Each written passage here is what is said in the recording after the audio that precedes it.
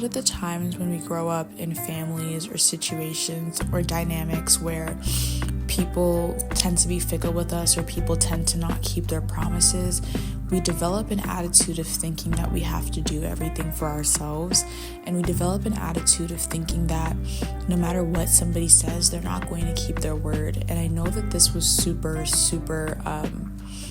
true for me, in that I grew up in a household where there was always promises, but then when the parental figure felt like, oh, I don't need to keep that promise, or I changed my mind, I had to deal with the effects of those broken promises. And it could be something as little as allowing me to go to the park with my friends after I cleaned the house. And I would clean the house, and then the parental figure would change their mind.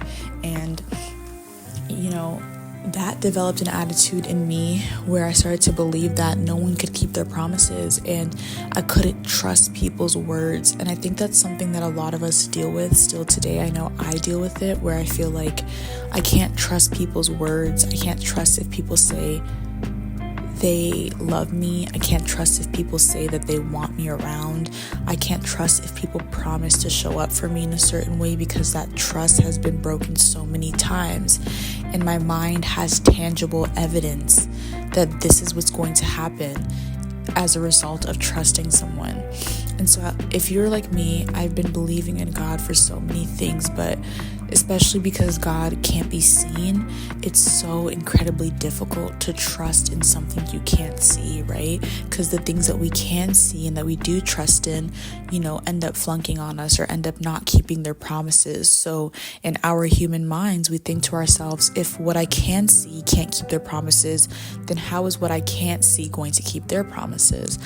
And so that's something that I know a lot of people struggle with, but that's also something that God knows that we struggle with as well.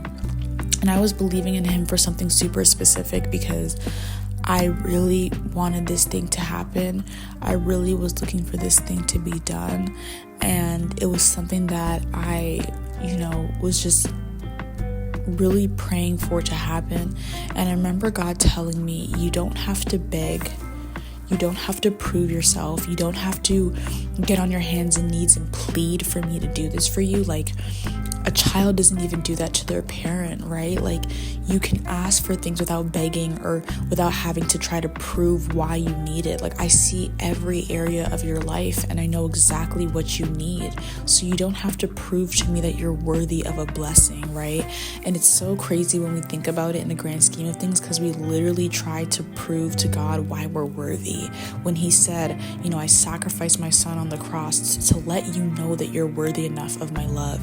You're worthy enough of my forgiveness. So if Jesus was the poster child for God's explanation as to why He loves us, if Jesus was the example of why we were worthy, why are we still walking on earth like we're not worthy? And so I was believing in God for this, and I'm like, God, please, any day now, anytime today, like I really need you to pull through for this with me.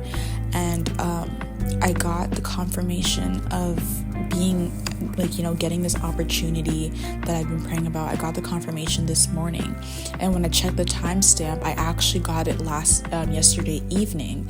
And I can't even begin to tell you how much yesterday evening I was praying about it. I was like, God, please, tomorrow morning I want to wake up and see this. And I was praying for it to happen, on the next day. Little did I know, if I checked my email, it already happened that moment I was praying for it. And so trust, it's something that's super hard to do. And I was even talking to God today about how I don't trust that the people who I have around me want me around, how I don't trust that the people who say they care for me actually do. And it's something that we're going to have to battle with, but at the end of the day, it comes down to self-esteem. And God wants us to pour into ourselves through His word. And when we start believing in His word and start believing in ourselves and start believing in what He created us to do and who He created us to be, this whole trust process becomes a lot easier. It's not that God doesn't keep His promises, but He's waiting on us to trust Him. He's proven time and time again that he is good and he's waiting on us to trust him and stop trusting in what we can see with our physical eyes, right? Because there are things that are happening in another realm that we can't see that's moving all the pieces of the puzzle together for our good.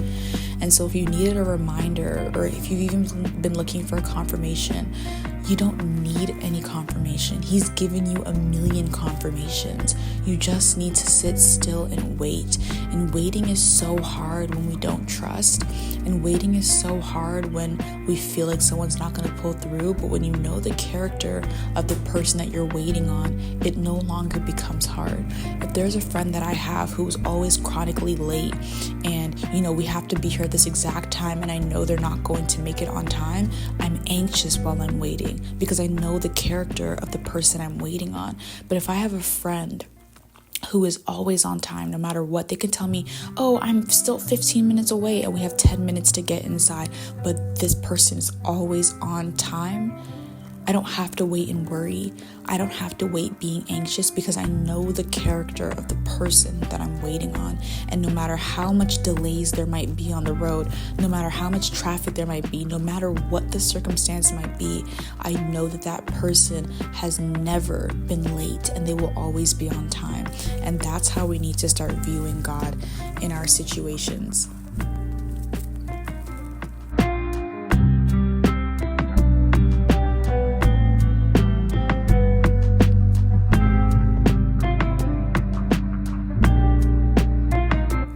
Hey guys, if you've been following up with me, you would know that I've been in a wilderness season and I've been documenting my season as well as how I overcame it and stepped into my Job blessing. I just came out with an ebook that God led me to create, detailing everything that I went through. Check it out in the link in my bio if you're interested. Love you all.